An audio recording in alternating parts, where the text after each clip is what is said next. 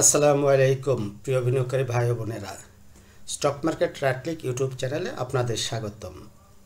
আজ 3 June 12টা 7 minute বাজে, এখনও ট্রেড শেষ হয়নি। তারপরও আপনাদের মাঝে একটা ভিডিও নিয়ে চলে আসলাম। সেটা হলো লো পেডের ধারাবাহিকতায় আজকে সিপাল নিয়ে কথা বলবো। যদিও এখনও ইন্ডেক্স আমাদের প্রায় 7 নেগেটিভ, তারপরেও কেন সিপাল শেয়ারটা নিয়ে কথা বলতে আসছি এই ব্যাপারটা বলবো।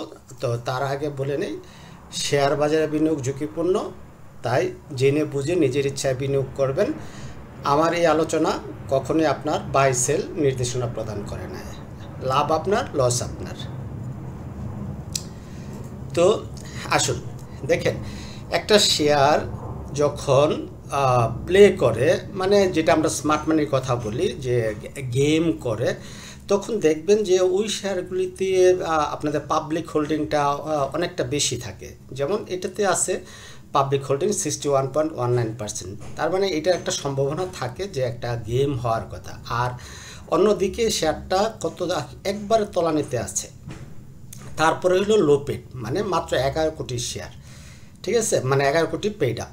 আর শেয়ার সংখ্যা হলো কত, 1.15 কোটি মাত্র শেয়ার। তার মানে অল্প টাকা লাগে এই শেয়ারের গেম করতে।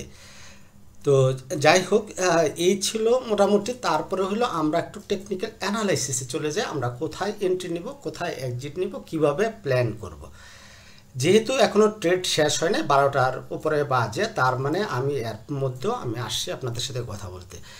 এই শেয়ারটা, এই যে বলিঞ্জার ব্যান্ড হিসেবে বা আমরা MA20 ধরি, সেই হিসাবে শেয়ারটা এখন যে তলানিতে আছে, তার ভালো ভালো দিকগুলি কি আছে আমরা যদি দেখি, এই যে এইখান থেকে যদি আমরা করে লাইন ড্র করি, আমরা দেখব এটা একটা RSI ডাইভারজেন্স করে আছে। হ্যাঁ, RSI ডাইভারজেন্স একটা পজিটিভ ইন্ডিকেশন দেয়, মানে কি ট্রেন্ড রিভার্সালের ইন্ডিকেট দেয়। আর এদিক দিয়ে আমরা দেখতে পাচ্ছি ট্রেন্ড লাইন আমাদের ব্রেকআউট করে ফেলছে। আমরা একটু এটা বন্ধ করলে আমরা দেখব এটাও মুছি। হ্যাঁ, তাহলে এই যে আমরা একটা ট্রেন্ড লাইন ড্র করা, এই ট্রেন্ড লাইনটা আমাদের ব্রেকআউট হয়ে গেছে আজকে।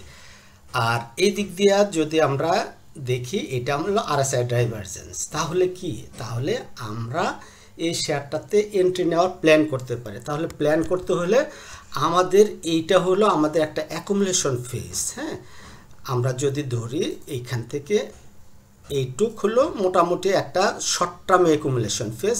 আর যদি অ্যাকচুয়াল জেমিনিসির অ্যাকুমুলেশন ধরতে চাই, তাহলে এইটা হলো আমাদের অ্যাকচুয়াল অ্যাকুমুলেশন জোন। এই জোনটা যদি ব্রেকআউট দিতে পারে, তাহলে এই শেয়ারটা অনেক ভালো করবে, অনেক উপরে যাবে। কতটুকু যেতে পারে আমরা ফাইনালি প্রথমে এই জায়গাটা দেখব, বা এখানে একটা রিজেকশন হতে পারে, কিন্তু শেয়ারটা অনেক ভালো করবে। কোথা থেকে পড়ছে দেখেন, শেয়ার কত, 950 টাকা। এই 950 টাকা থেকে শেয়ারটা বর্তমানে আছে 111 টাকা। তাহলে আমরা ট্রেডিং প্ল্যান আমরা করি। এখানে লেখা আছে, আমি লিখে রাখছি, 115 টাকার উপরে ক্লোজিং দিলে শেয়ারটাতে এন্ট্রি নেওয়া যায়। আর স্টপ লস আছে কত, 104 টাকা। এটাই কি, না এটা না। তাহলে মোটামুটি এইটা একটা আমরা আমাদের জোন ধরতে পারি, কত, 115 টাকা এইটা। বাট আজকে শেয়ারটা এখন 112 টাকা আছে।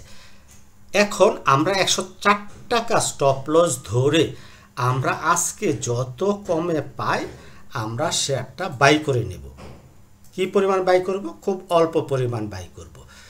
আর আমরা যদি ভলিউম দেখি, যে কারণে আগে ভাগে আপনাদের এখানে আসা ভিডিওটা নিয়ে, ভলিউমটা আজকে অনেক ভালো। তার মানে আজকে যদি আপনারা বাই করে রাখতে পারেন, তাহলে একদিন আগে আপনার ম্যাচিউর হবে। তার মানে আপনার প্রফিট করার সম্ভাবনাটা একদিন আগে তৈরি হয়ে যাবে। তাই আজকে যদি দেখেন, আপনি বামে বসায় রাখবেন, 10 টাকায় বসায় রাখবেন, 9 টাকায় বসায় রাখবেন, বা 10 টাকা এদিকে, যেইটুক রেটে পান অল্প কিছু 150টা এরকম বাই করে নেন। তারপরে যদি 115 টাকার উপরে আজকে যেমন 114 টাকা সে টাচ করছিল, 115 টাকায় যদি আজকে বা কালকে ক্লোজিং দেয়, উপরে ক্লোজিং দেয়, তাহলে তার ডাবল নেবেন। তারপরে ফাইনালি হলো আমাদের ব্রেকআউটটা আমরা ধরবো এই 119 টাকা। 119 টাকায় উপরে ক্লোজিং দিলে আরও ডাবল করে নেবেন, যেটা আমরা ইনটেকের ক্ষেত্রে আপনাদের বলছিলাম। তাহলে এই ছিল আজকে ভিডিও।